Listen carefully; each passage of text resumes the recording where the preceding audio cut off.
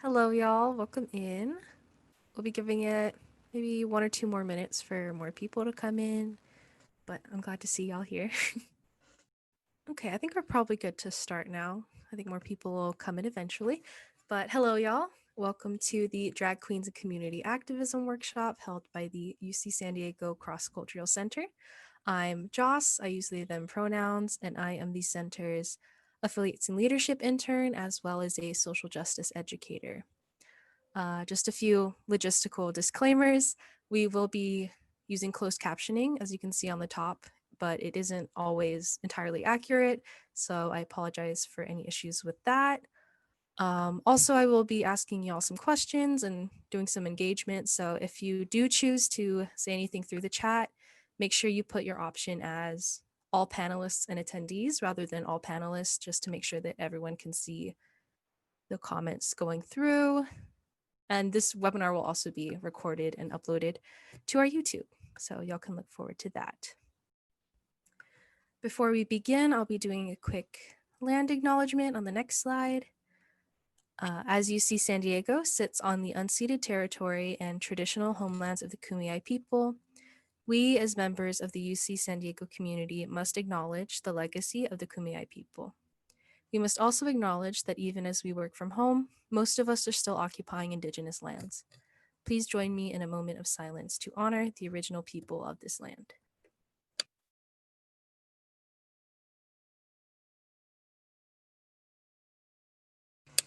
All right, thank you, y'all. First, I will, oh, sorry. First, I'll go over our table of contents. So first, we will be discussing what is drag, going over an introduction and kind of defining it a little bit. Then I will talk about art and activism and how drag uses beauty to express and exemplify different causes. I'll be talking about some criticisms in the drag community and a little bit of drama around that, around whitewashing and transphobia in popular media, as well as some queens to know in San Diego and beyond. So next slide. Before we go into an introduction of drag, I kind of wanted to ask y'all what your knowledge of drag was like, where your knowledge is, how you see drag in media, and what your experiences with drag culture are. So y'all can go ahead and answer that in the chat. I'll give you a few minutes to answer. Anna said, I found a drag queen who streams video games on Facebook Gaming this past summer. They are so kind and good-hearted, and it's sad to see the hate they receive sometimes. I've also been seeing a lot of drag queens on like Twitch and stuff streaming different games. It's really fun to watch. All right, in the interest of time, I think I'll move on, but of course y'all can keep answering in the comments. So on the next slide, this is a definition of drag I just pulled off of Google. I can't necessarily remember what website, but they defined it as a type of entertainment where people dress up and perform, often in highly stylized ways. And something I'd like to highlight is drag doesn't always look like drag queens. Drag queens, I think, are the most popular thing depicted in media when it comes to drag, but drag can also be a lot broader of a community than you would think. So there are drag queens, which are men who dress feminine, or male identifying people who dress feminine traditionally. Kings are the other way around, so it'd be someone who is female identifying or female presenting, dressing as a male presenting. There are bio queens and bio kings, so that is someone going along with the gender that they identify with. There's things like boy dancers, femmes, burlesque dancers, and different trans performers that would all fall under this kind of umbrella of what drag is. In the next slide, I'd like to cover a few common misconceptions when it comes to drag. So the first one is drag in terms of gender identity. So not everyone who performs in drag identifies as transgender, and not everyone who is transgender partakes in drag, but both of those can exist together. So someone who might identify as a trans female can still be a drag queen. Someone who might identify as a trans man can still identify as, or still be a drag king. Sorry about that. So like gender identity and then this form of gender expression through entertainment can exist separately, can exist together, and can be different for everyone who performs. The second thing are pronouns. So just like an actor would not identify with a certain character outside of their performances, drag performers don't necessarily identify as the same person outside of an entertainment space as they do inside. So for example, a drag queen may use she, her pronouns while she's in drag and feel comfortable with that. But when they're out of that drag personality and out of the makeup and clothes, they might prefer to use a he, him, his pronouns because that's how they're presenting themselves. And just as it would be with anyone else, it's always best to ask or to use gender neutral pronouns just to be safe and make sure that you're being as inclusive as possible because it does change from person to person. Kind of going off that, drag does hold different truths for different people. So everyone has different definitions of drag, different reasons for why they perform, and different ways that they appreciate it as an art form and as a form of expression. Next, I'll be going into art and activism and kind of how they use beauty and this form of self-expression as a way of beautifying causes and using beauty to push their agendas. So the next slide. This is William Dorsey Swan, or the Queen. They are the first known identified queen of drag or drag queen. They were born in 1860 and was a former slave. And they were the first American activists to lead a queer resistance group. They were arrested in, I believe, the beginning of the 1900s for holding a drag ball. And they were arrested for keeping a disorderly house or a brothel just because it was a house that was filled entirely with drag queens and transgender women. And they asked President Grover for a pardon for being arrested. And this pardon was denied, but they were the first to take these specific legal and political steps to defend queer rights and defend their right to just gather and have fun with their community. And this shows just how much drag queen struggles are tied with Black struggles, because even the first drag queen was a queen who was disenfranchised, who got arrested, who went through all of these things just trying to be themselves. We can go to the next slide. So kind of putting it into context of civil rights and drag history, until the 1970s, being in drag in public was a crime punishable by imprisonment. And usually this ended up happening with the abolition movement. So there would be different entertainment spaces where they could drink and they could perform in drag, and it would just be really underground so that they wouldn't get in trouble. And there were no actual laws in place against being in drag, but accounts suggest that police would just use old and unrelated laws in order to justify arresting these performers in the 40s, the 50s, and the 60s. They had something called the 3-article rule. So someone had to have at least 3 articles of clothing from the gender assigned at birth in order to not be prosecuted. But if we can go to the next slide. After the battle at Stonewall, which was highly engaged in by self-identified drag performers Marsha P. Johnson and Sylvia Rivera, who are shown on the picture on the left, a lot of the cross-dressing arrests were nearly gone. And these two, I think we'll discuss it a little bit more later, but they were engaged in a battle against police brutality at Stonewall. I'm sure most of you have heard about that. But these two had also provided for queer youth in the community for years. There's something called the Street Transvestite Action Revolutionaries Group, and with this, they helped protect different genderqueer and nonconforming youth who were expressing their gender freely on the streets. So a lot of this rooted in civil rights movements, and the whole history of drag has been politicized.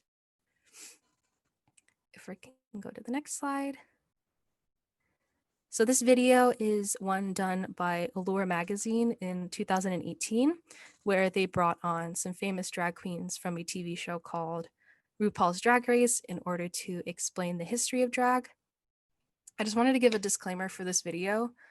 I feel like because it was made by like this big magazine, this video is very white-centered and it doesn't acknowledge a lot of Black origins, but it does explain some of the drag culture and the drag community terminology better than I can. And it's a big example of being able to acknowledge and criticize some uninclusive practices that I will be talking about a little more later. So this video is around 5 minutes long, so please have some patience with that, and if there's any ads that pop up when we try to play it. Hi there, treasures. We are the queens from RuPaul's Drag Race All-Stars. And we are about to take you through a brief history of drag culture. Oh, fabulous. Men have been dressing in what's considered women's clothes and vice versa for probably as long as human beings have been wearing clothes. But where did the term drag originate? The term drag was primarily used as a theater term to describe a man or woman who was dressed in clothing typically worn by the opposite sex. Before women were allowed to perform in theater, men played female parts, cross-dressing in women's clothes. It's thought that drag was chosen because it describes the action of long skirts dragging on the stage floor. Drag eventually made its way into American vaudeville shows in the late 19th, early 20th centuries. In 1911, Julian Eltinge, often referred to as the greatest female impersonator in theatrical history, won critical acclaim for his cross-dressing role in the play The Fascinating Widow. When homosexuality was outlawed, many decided it was safer to do their cross-dressing behind closed doors. But when Prohibition rolled around, men found plenty of underground places popping up out of the sight of the law where they could drink booze, be openly homosexual, and of course, dressed in drag. The rise of these underground gay bars where drag was commonplace was then known as the pansy craze. Yes. The pansy craze continued to grow until in the 1950s and 60s, law enforcement cracked down on the members of the LGBT community, including us drag queens. Then, drag balls sprung into existence and became like mini societies for drag queens everywhere. Drag queens could join up with local houses for moral support and shelter if they'd been thrown out of their own homes. By July 1966, there were an estimated 500 open and regularly performing drag queens in the United States.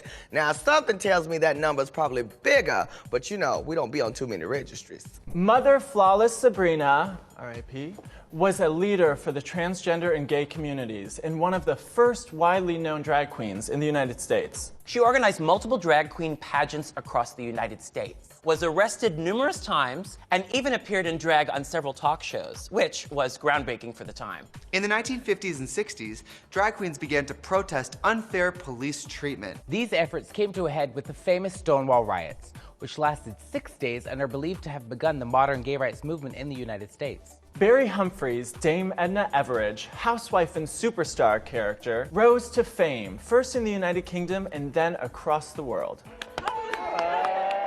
In 1972, indie filmmaker John Waters made drag friend Divine the star of his film Pink Flamingos. And Divine, who is iconic, if you don't know her, you better look her up, she soon became a counterculture icon. In 1975, Tim Curry famously played Dr. Frank N. Furter in the cult movie classic The Rocky Horror Picture Show. The 80s gave rise to the trend of pop music stars dressing in full or semi-drag, including Philip Oakey, Pete Burns, and Boy George. In 1985, the New York drag festival known as Wigstock was founded by drag queen legend Lady Bunny, known for her signature insanely large blonde wigs. In 1988, Divine famously starred as Tracy's mother in the movie musical Hairspray.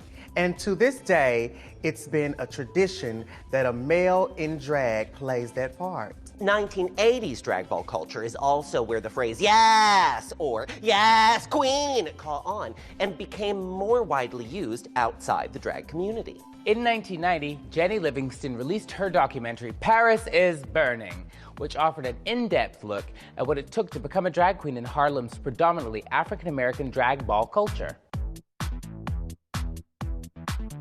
The 90s kicked off a new era of drag in pop culture. It saw the rise of many drag queens in film, television, and theater, including Coco Peru, Hedda Lettuce, Misunderstood, Candace Kane, and Joey Arias. RuPaul, the most famous and influential drag queen in history, is largely credited for bringing drag into mainstream popular culture. His reign began in the 1990s with his hit 1994 song, Supermodel, You Better Work. In 1996, RuPaul got his own talk variety show on VH1, The RuPaul Show, which ran for 100 episodes. RuPaul, the drag mother of all drag queens, paved the way for prominent drag in popular culture in the 2000s and beyond. Honey, if it wasn't for RuPaul, I wouldn't be here. RuPaul's Drag Race, created in 2009, I was very young then, now gives a national platform for up-and-coming drag queen performers everywhere to earn their spots as top influencers in the community.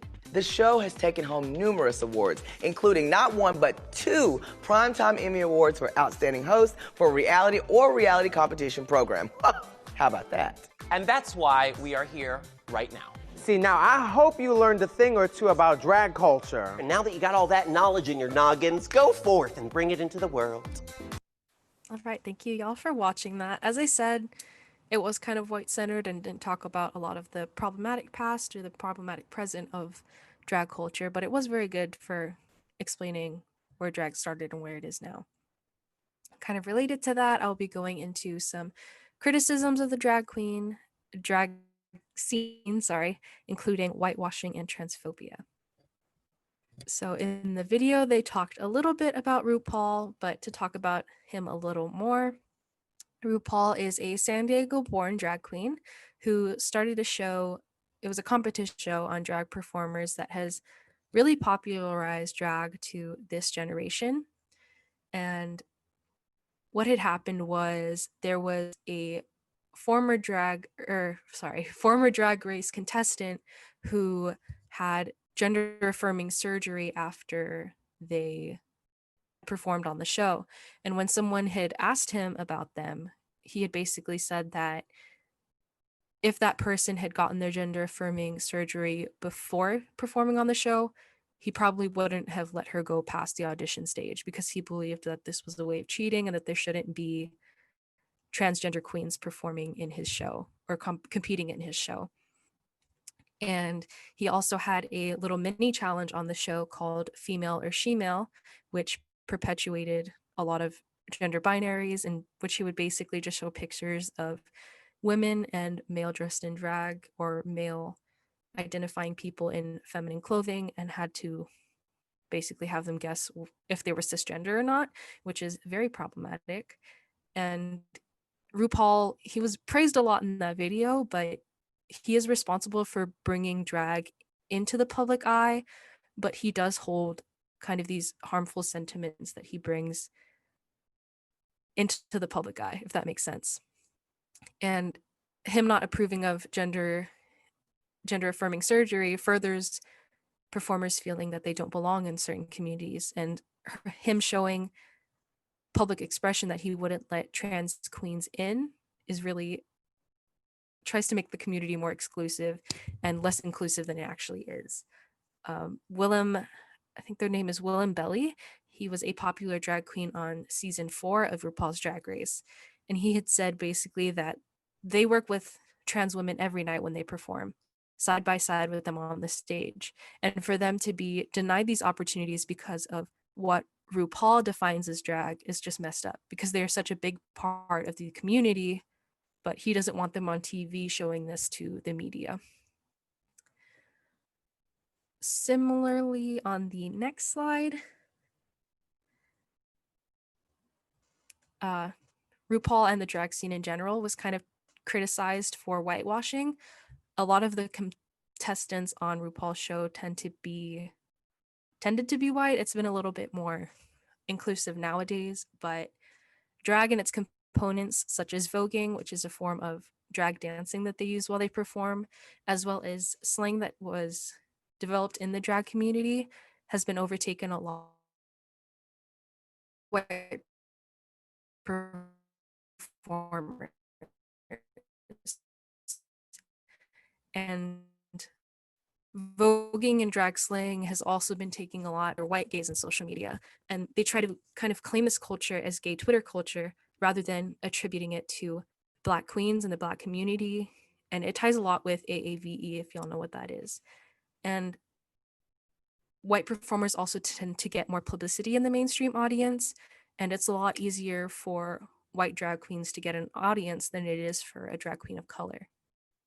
And this isn't to say that they're trying to gatekeep the drag community at all. They are very inclusive and very accepting, but in order for drag to be a creative outlet for the entire queer community, they have to take into consideration how drag has become popular and profitable, and how they're able to experience this in mainstream media.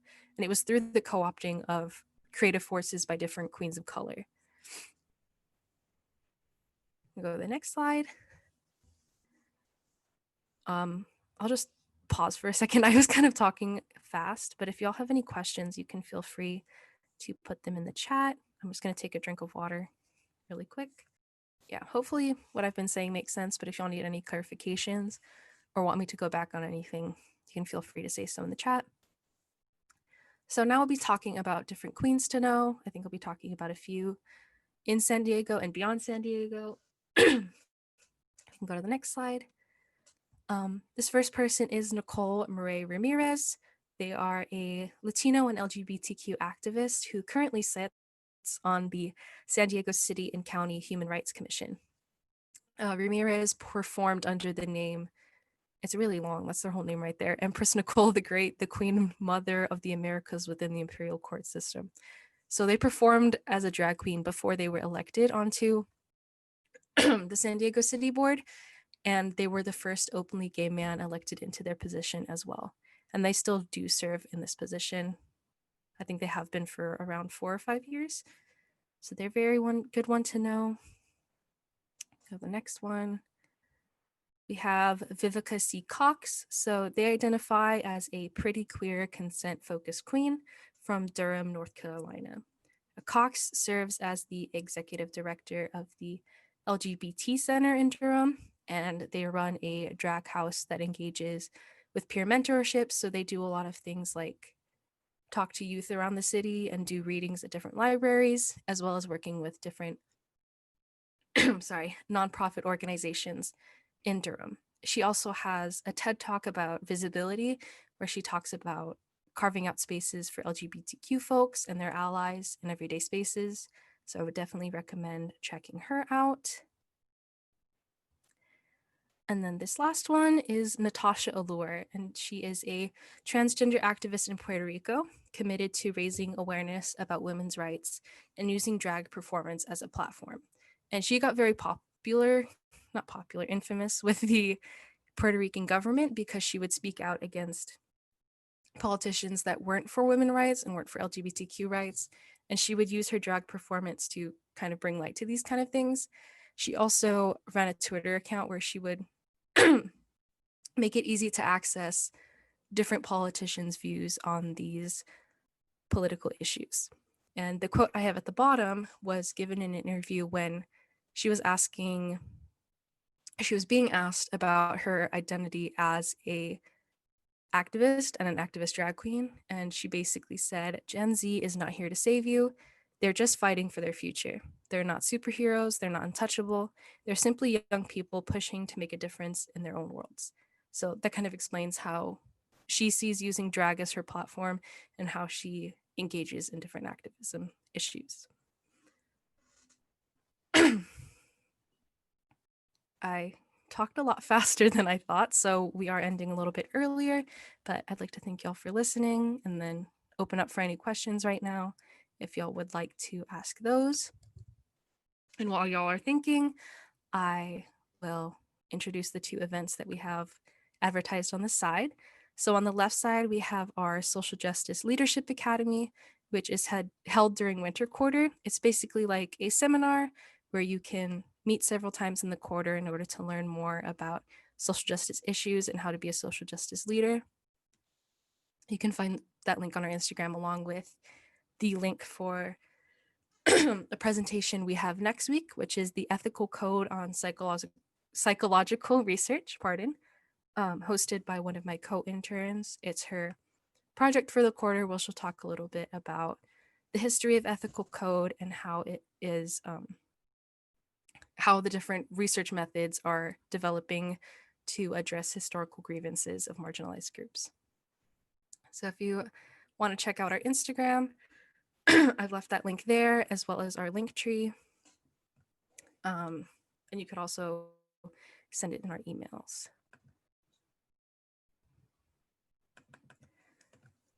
Jennifer asked, pardon if you addressed this already. I joined late, but thoughts on how drag tends to be mostly in feminine expression, less so in masc expression. Sorry, and how that reinforces the male gaze. Yeah, I definitely haven't thought about like kind of how drag perpetuates this image of a woman that like is being looked at and how, because I think, let me think of a good way to say this. It does reinforce kind of beauty standards and some beauty standards against women that I wouldn't agree with. And I definitely think, yeah, a lot of the focus is on drag queens rather than drag kings or someone who might present as more masc. Somebody in the video that I had showed, a drag queen called Milk, she has a a drag look that is more androgynous and non-binary, and I really like her for that because it takes it in a more artistic, expressive way. But yeah, I definitely know what you mean when you say it reinforces the male gaze.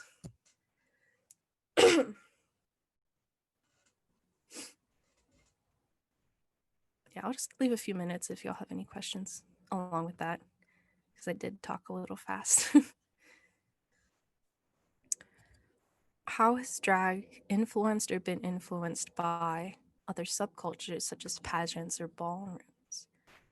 I think that's a good question. I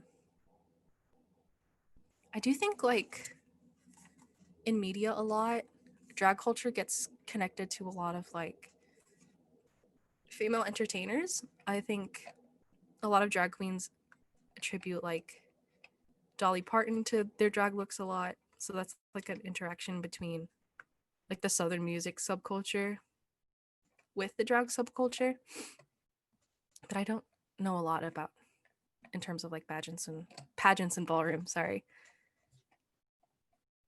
Also, thank you for everyone saying thanks. Thank you for coming. Oh, the ballroom scene started out as a drag space. Yeah, like I talked about before a little bit about drag balls, but that was basically just like a lot of people didn't have a chance to celebrate and perform with their friends, and that's what they were really fighting for was like ballroom scenes. Now you think of very differently as ballroom scenes then, and they weren't really given this platform to just enjoy themselves and like entertain themselves with their friends, you know? Any other doc or modern pop culture resource recommendations? I do know of Pose. I've heard of Pose before. Sada, who is supposed to present with me, was going to talk about that a little bit, but I think that is a very good show that gives a lot of good representation. If we can go to the next slide really quick before any of y'all leave. We do have a survey for y'all to take, so if you can follow that tiny URL or scan that QR code, we would like feedback on this presentation. Please be sure to write a comment in the last portion, and you'll be able to have a opportunity drawing for a book.